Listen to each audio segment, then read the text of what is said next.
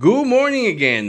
This is another story. This is a story again. This is a book about the American People Terrier and the dogs prior to that shaped and created the American People Terriers, the pit dogs of the 1800s and 1900s that shaped and created the American People Terrier.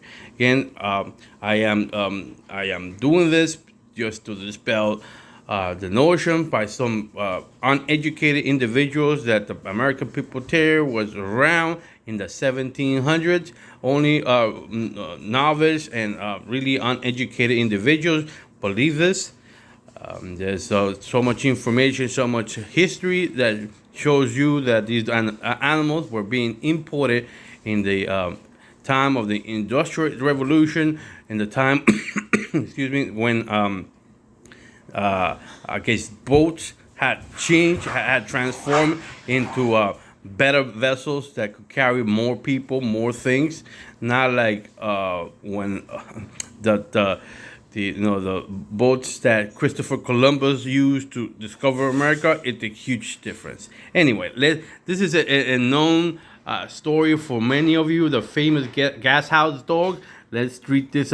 Let's read it again. This is You're gonna read parts of the places I was mentioned, like Boston is one of the major ones, New York is one of the major ones. Or when the Industrial Revolution was attracting more people, more immigrants from England, Ireland, and Scotland. So they brought their dogs from there, and they obviously imported dogs for this purpose of America or fighting dogs. Again, these are dogs that shaped and created the American People Terriers. These were not American People Terriers at the time, not to my standard, not really at all. So, but these were definitely pit dogs that would make the American People Terrier. Okay, let's start from here. This great dog was generally known as the gas house dog, properly known as McDonald's Grip. So Grip was the real name of the famous gas house dog. He was a brindle and white dog with blazed face, with ring around neck, with white breast and paws. He was owned by the late John McDonald. Who had charge of the gas house stables in Boston, Massachusetts. He was puppy in the early 70s, dying in 1882. He had no superior in his class at 31 pounds.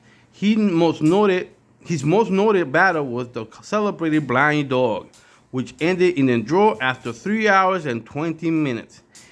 He was one of the best nose fighters that ever crossed the pit. Grip would fight male or female, even a bitching heat. The blind dog was a wonderful dog and as game as I was ever bred.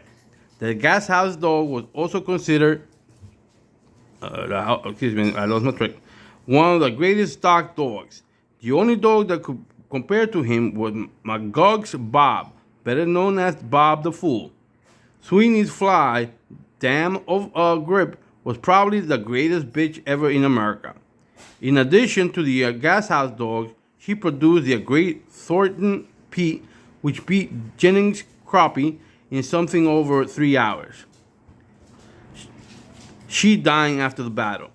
To the mating with the imported Rafferty, she produced Quince Tony. Again, he is pointing out to Rafferty being an imported dog. So she produced Quince Tony, who never met his master at 23 pounds. She was also the dam of Harrington Stick, a wonderful 19-pound dog. Her last litter was by Burke's Tanner, was by Burke's Tanner. But one bitch was saved from the litter, and this bitch had but one litter. This litter was the great Galvin's pup, also Galvin's Prince, the dog who sired Turk and beat Con Finley's dog Jim in Chicago in 4 hours and 58 minutes. This battle is mistakenly called the longest on record. Tugman's Patty and Lois Toby fought 5 hours and 9 minutes without a pickup or a turn. Gripside was the imported Middleton dog. His dam, Sweetney's Fly. Hope you like this short tale of another historical event that happened over 120 years ago. All right? Peace.